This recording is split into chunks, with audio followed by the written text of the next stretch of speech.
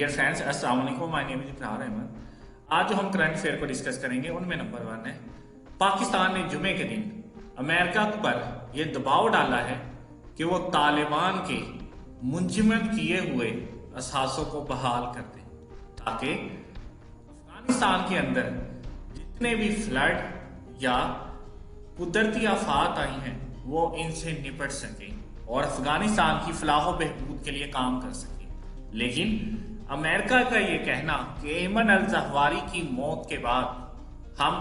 तालिबान को कभी भी उनके असासे नहीं देंगे, क्योंकि हमें डर है कि वे दोबारा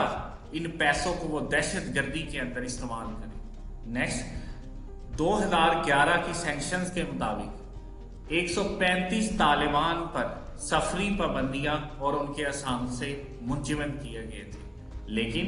उनमें से 13 तालिबान को आरजी रिलीफ दिया गया था ताकि वो दूसरे ममालिक का दौरा कर सके। लेकिन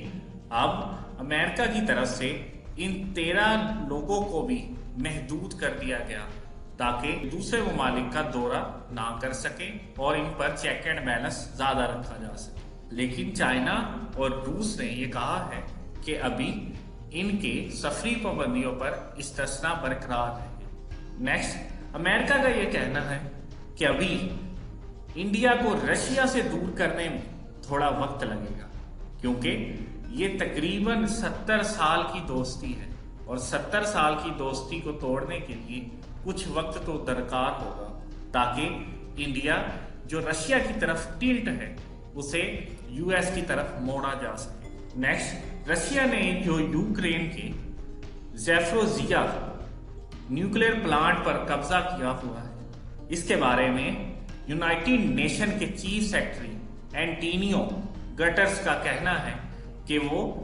यूक्रेन की इलेक्ट्रिसिटी को बहाल रहने दें, क्योंकि वो प्लांट यूक्रेन का है तो उसकी इलेक्ट्रिसिटी को इस्तेमाल करना भी यूक्रेन के लोगों का हक है। नेक्स्ट, चाइना के अंदर पाकिस्तान के लोगों और बाशिंदों को ये सहूलत दी जा रही है कि उन्हें एक QR कोड फराहम किया जाएगा और वो QR कोड वो हर जगह इस्तेमाल कर सकेंगे, जिसकी वजह से उन्हें वहां सरवाइव करने में आसानी मिलेगी।